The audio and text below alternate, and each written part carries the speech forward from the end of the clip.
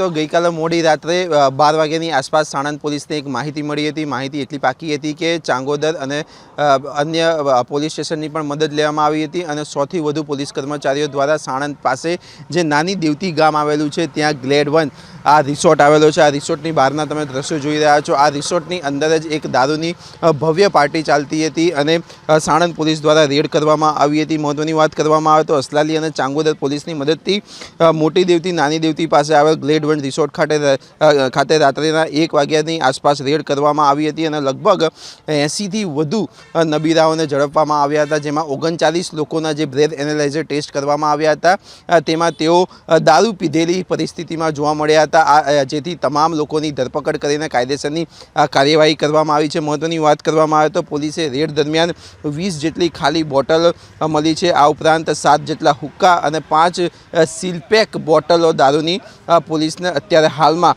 મળી છે। તમામ આરોપીઓ વિરુદ્ધ કડક અને કાયદેસરની કાર્યવાહી કરવામાં આવી છે। પોલીસ કેસ પણ દાખલ કરવામાં આવ્યો છે। મહત્વની વાત કરવામાં આવે તો પ્રતીક સાંધી કે જેણે આ પાર્ટીનું આયોજન કર્યું હતું, તેને બર્થડે પાર્ટી ઉપર આયોજન કર્યું હતું, તેઓ અમદાવાદમાં રિયલ એસ્ટેટ સાથે સંકળાયેલા છે અને અમદાવાદના સેટેલાઇટ શિવરંજની વિસ્તારમાં તેઓ રહે છે। આ ઉપરાંત જે પણ 39 લોકો જે અહીંયા જે પકડાયા છે તે તમામ 39 લોકો અમદાવાદના તેમના મિત્ર વર્તુળ અને રિયલ એસ્ટેટ સાથે સંકળાયેલા હોવાનું પણ સામે આવ્યું છે। ત્યારે કહી શકાય કે તમામ લોકો વિરુદ્ધ કડક કાર્યવાહી પોલીસ દ્વારા કરવામાં આવી છે।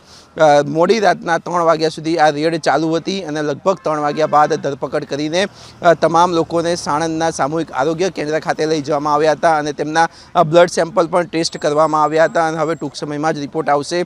મહત્વની વાત કરવામાં આવે તો ગુજરાતમાં જે રીતની દારૂબંધી છે તે દારૂબંધીના લીધે અમદાવાદના સાણંદમાં ઉડ્યા હોય તેવી સ્પષ્ટ પરિસ્થિતિ ઊભી થઈ છે। તમામ લોકોની ધરપકડ કરવામાં આવી છે। જે મહિલાઓ છે તેમને અત્યારે છોડી દેવામાં આવી છે, જામીન ઉપર મુક્ત કરવામાં આવ્યા છે, પરંતુ જે અત્યારે પુરુષ છે એટલે કે જે યુવાનો છે તે તમામ યુવાઓની અત્યારે ધરપકડ કરાઈ છે। લગભગ યુવાઓની ઉંમરની વાત કરવામાં આવે તો 30થી 35 વર્ષની આસપાસના તમામ લોકો